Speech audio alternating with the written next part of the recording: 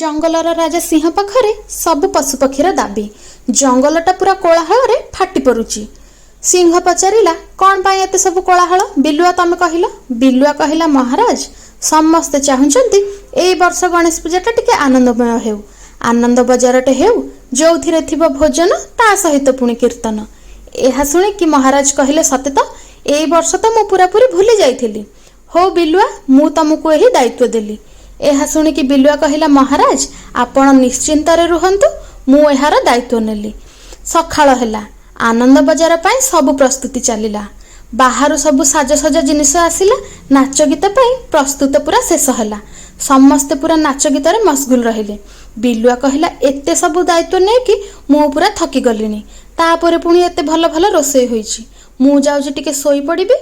उठिले सब प्रकार व्यंजन टिके टिके खाइबी। उठिला बेलकु भोजी पूरा शेष।